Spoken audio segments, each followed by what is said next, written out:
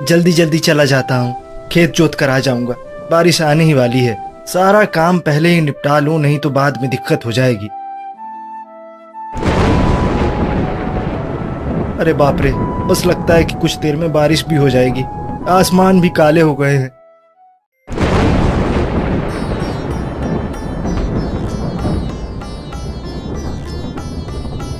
अरे चिंटू, कहाँ भागा जा रहा है? मेरा एक काम कर दे। देख, बारिश आने वाली है, मेरे खेत को तू पानी गिरने से पहले जोता। मुझे कुछ फसल लगाना है। जब ऊपर वाला फ्री का पानी बरसाने वाला है तो मैं पानी खरीद कर खेत में क्यों डालूं? जा, मेरे खेत को जल्दी से जोत दे, जल्दी जा। पर मैं तो अपना खेत जोतने जा रहा था, मुझे भी फसल लगाना है। आपके खेत की जुताई कल कर दूंगा।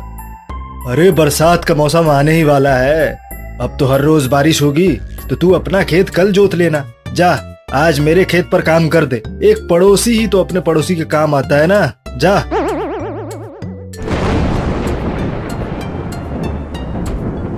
चिंटू बदलू का सारा खेत बारिश आने के चक्कर में समय से पहले ही जोत देता है, लेकिन पूरा खेत जोतने के बाद वो ध्यान देता है तो बारिश का नामो निशान मिट चुका था।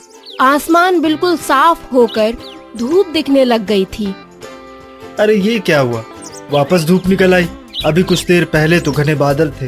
चलो अच्छा ही है जो मैंने अपने खेत पर काम नहीं किया। अब अगली बार जब बारिश होने वाली होगी तब अपने खेत पर काम कर लूंगा। अब मैं काफी थक गया हूँ, घर जाकर आराम कर लेता हूँ। अरे क्या किस्मत पाई है तूने।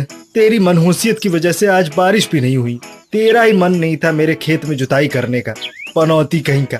ये ले अपने पैसे। मुझे तो पैसे देने ही नहीं चाहिए थे, लेकिन गांव का है तू, इसीलिए दे रहा हूँ।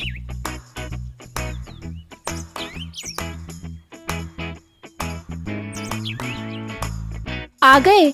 आइए, खाना रखा है, खा लीजिए। खाना? हाँ लाओ लाओ, काफी भूख लगी हुई है। तुम लोगों ने खा लिया क्या? हाँ, हमने तो पहले ही खा लिया। अब आप भी खाकर सो जाइएगा। तुम लोगों का झूठ बोलना कब बंद होगा?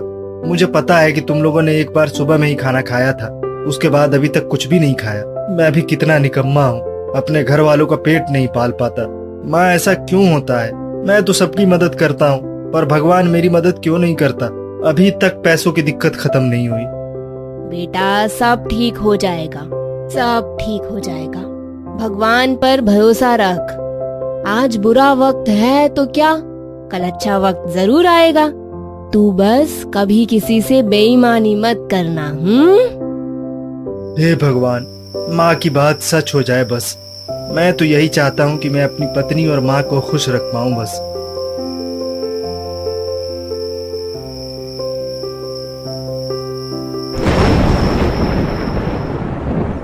अगली सुबह चिंटू बैलों को लेकर खेत की तरफ चल देता है। आज भी आसमान में काले घने बादल की वजह से वो जल्दी जल्दी अपने खेत जोतने के लिए निकला था। हे भगवान, मेरी मदद कीजिए, मेरी मदद कीजिए। पता नहीं कब मेरे नसीब में पैसे आएंगे। आज कहाँ जा रहा है चिंटू? मेरा एक और खेत रह गया है, उसे जोत दे। बारिश आने ही वाली है, बहुत मेहरबानी होगी। याद है ना, एक पड़ोसी ही पड़ोसी के काम आता है। नहीं, आज नहीं। आज मैं पहले अपने लिए काम करूंगा, तब किसी की मदद। पहले दूसरों का काम करने के चक्कर में मेरा हमेशा नुकसान हुआ है। मैं आज पहले अपना खेत जोतूंगा बस। पड़ोसी तो आप भी हैं, आप क्यों नहीं मेरे काम आते कभी?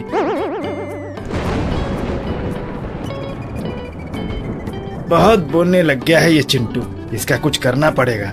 बहुत गर्मी आ गई है इसमें। अपने खेत में काम करने के बाद चिंटू थका हुआ अपने घर चला जाता है। खा पीकर वो चुपचाप बिस्तर पर जाते ही सो जाता है। रात से सुबह होने वाली है, मुझे नींद क्यों नहीं आ रही है?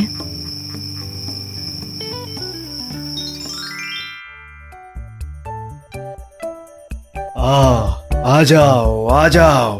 तुम्हारे पति की किस्मत खुलने वाली है। कल खेती करते समय उसे सोने से भरा मटका मिलने वाला है। बस उसे बोलना कि वो चुपचाप उसे उठाकर अपने साथ ले आए, किसी और को ना दे। साधु की बात खत्म होते ही चिंटू की बीवी की नींद खुल जाती है। हे भगवान, ये सब क्या है? क्या ये सच है? क्या हुआ? क्या सच है?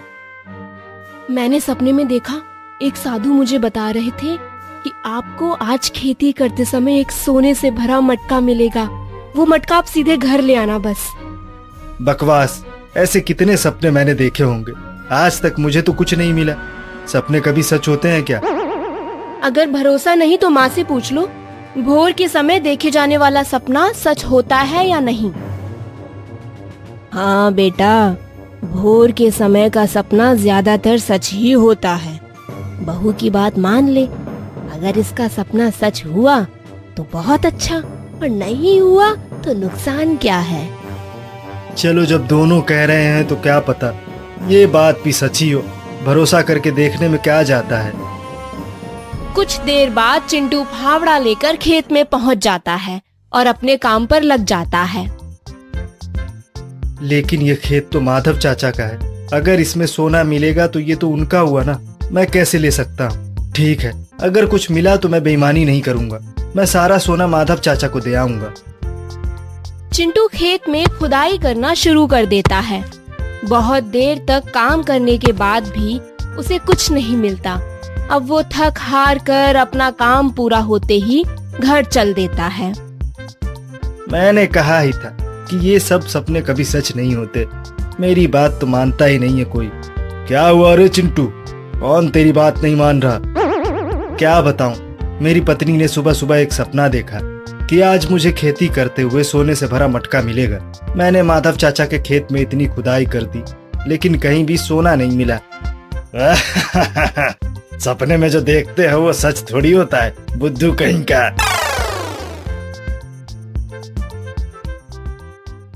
जल्दी से जाकर देखता हूँ, क्या पता सच में सोने से भरा मटका मुझे मिल जाए। मेरी किस्मत तो वैसे ही अच्छी है। बदलू चिंटू के जाते ही खेत पर पहुंच हाथों से मिट्टी खोदने लगता है।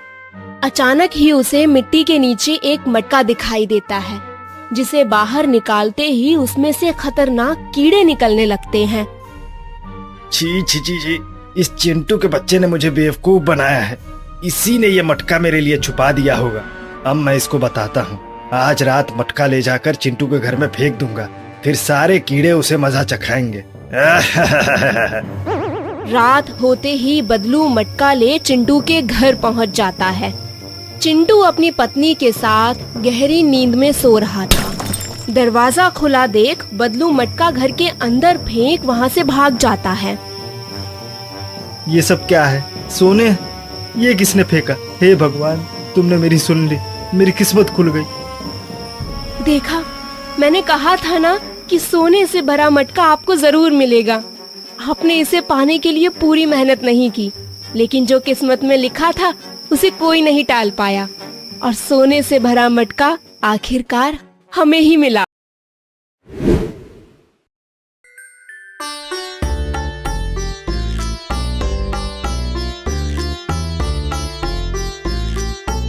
कैसी किस्मत पाई है हमने।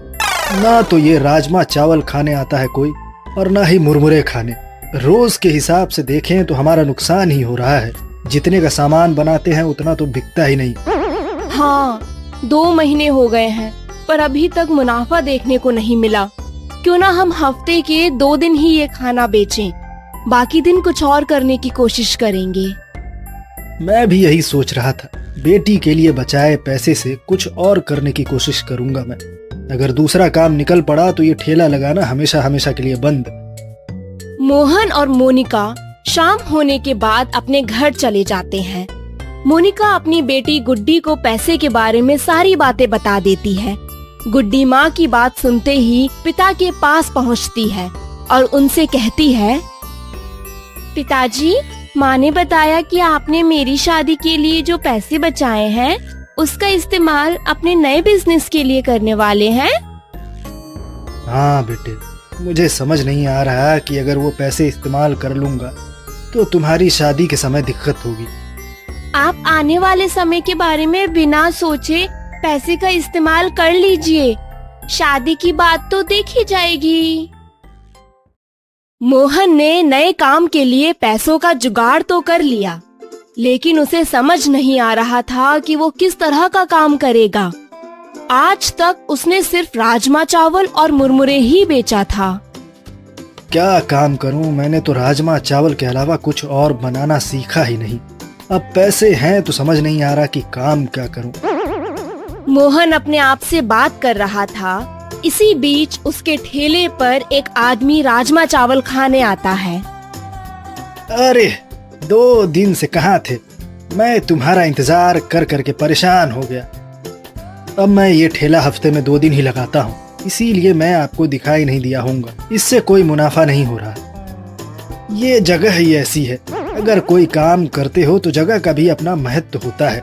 यहाँ तो कम लोग आएंगे ही, ऐसी जगह काम करो जहाँ ज्यादा लोग आए। अच्छा, मेरे पास एक दुकान है, तुम वहाँ पर अपना काम कर सकते हो। महीने के अंत में मुझे किराया दे देना बस। हाँ, ये ठीक रहेगा। मैंने अपनी बेटी की शादी के लिए जो पैसे बचाए थे वो पैसे लगाकर और सामान खरीद लूंगा। मोहन अपनी पत्नी के साथ सेवाराम की दुकान पर राजमा चावल बेचने का काम शुरू कर देता है। देखते ही देखते कुछ दिनों में उसकी दुकान पर काफी भीड़ होने लगी। अब लोग दूर दूर से उसके यहाँ खाना खाने आने लगे थे। मोहन भी हर महीने के अंत में सेवाराम को उसकी दुकान का किराया दे आया करता था। पर कुछ महीने बाद जब मोहन सेवाराम को उसके पैसे देने गया, तब देखो मोहन, तुम काफी समय से मेरी दुकान में किराए पर काम कर रहे हो। मेरे पास इतनी जमीन जायदाद है कि अब दुकान वाले जगह की जरूरत महसूस नहीं होती। क्यों न तुम वो जमीन ही खरीद लो मुझसे, फिर हमेशा हमेशा के लिए किराया देने का झंझट खत्म। मोहन सेवाराम की बात सुनते ही खुश हो जाता है और उससे जमीन खरीदने के लिए हामी भर देता है। आप मेरे लिए देवता समान हैं। पहले आपने दुकान लगाने में मेरी मदद की, फिर आप अपनी जमीन मुझे बेच रहे हैं। आखिर अनजान होने के बाद भी आपने जान पहचान के लोगों से ज्यादा मदद की है। मैं हमेशा आपका कर्जदार रहूंगा।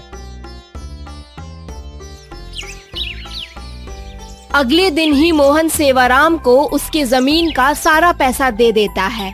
अब मोहन के साथ सब कुछ पहले से अच्छा हो रहा था। उसकी दुकान अच्छे से चल रही थी। दुकान वाली जमीन उसकी हो चुकी थी। उसने बेटी की शादी के जो पैसे इस्तेमाल किए थे, अब उस पैसे को वो पहले से दोगुना बढ़ा चुका था। पर कुछ समय बाद ही उसकी दुकान पर एक ग्राहक आया, जिसके बाद मोहन का आने वाला समय हमेशा हमेशा के लिए बदल गया।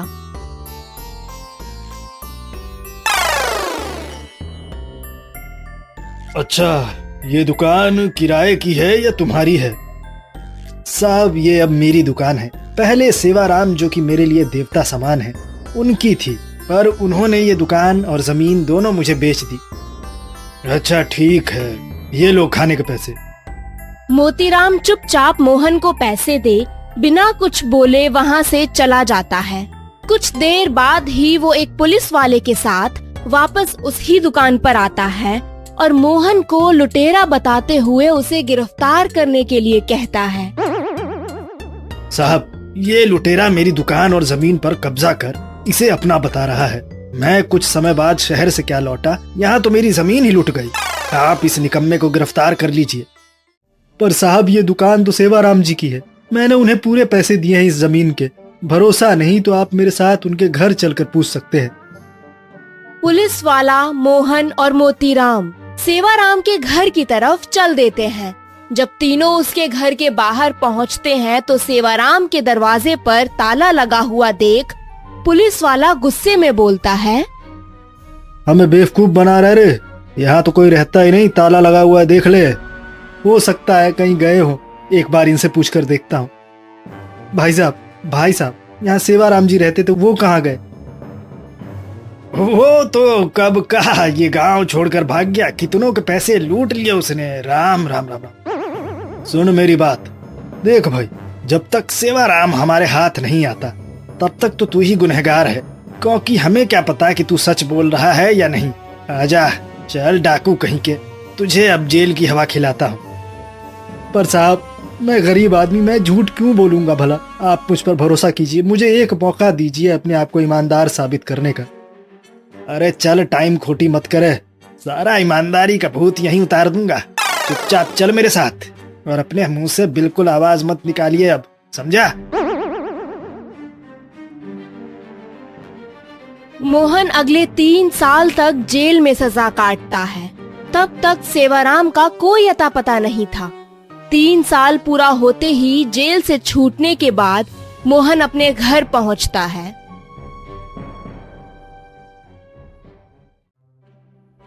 बिना कुछ किए ही हमारे साथ ये सब हो गया। सारे बचाए पैसे भी खत्म हो गए होंगे। अब परिवार का पेट पालने के लिए भी मुझे ये गांव छोड़ना ही पड़ेगा। वैसे भी मेरी कोई इज्जत नहीं बची इस गांव में। मोहन अकेला घर छोड़कर अपने गांव से दूर किसी गांव में काम की तलाश में चला जाता है। ये गांव अमीरों का गांव था। यहाँ वो जमींदार के यहाँ खेती में काम पकड़ता है। सुबह से शाम तक मोहन खेत में काम किया करता और रात में जमींदार के घर ही सो जाया करता। अब कभी किसी अनजान पर भरोसा नहीं करना। भले ही 4 पैसे कमाऊं लेकिन चैन से तो रहूंगा। चल चल यहाँ से।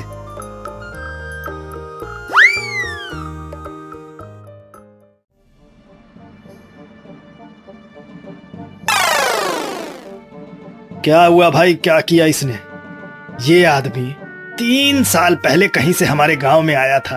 अब तक तो सब सही चल रहा था, लेकिन कुछ समय से ये अमीरों को ठगने और लूटने का कारोबार करने लगा है। आज ये रंगे हाथों पकड़ा गया है। साहब, इसको आप पकड़कर यहाँ से ले जाइए, नहीं तो हम गांव वाले इसकी अच्छे से खबर ले लेंगे। दरअसल सेवाराम जो लूटे हुए पैसे अपने साथ लेकर आया था, वो सब वो व्यापार के चक्कर में लुटा चुका था। उसके पास अब कुछ भी नहीं बचा था। वो भी मोहन की तरह ही पैसों के लिए बेबस था। इसी वजह से उसने अपना पुराना पैतरा अपनाना शुरू किया, लेकिन इस गांव के लोग उसके झांसे में नहीं आए। चलो, अब मैं सुकून से रह सकता हूँ। इसकी वजह से मैं जेल गया था। अब वही सब इसके साथ भी होगा जो मेरे साथ हुआ था। सच में ऊपर वाले के घर में देर है और अंधेर नहीं।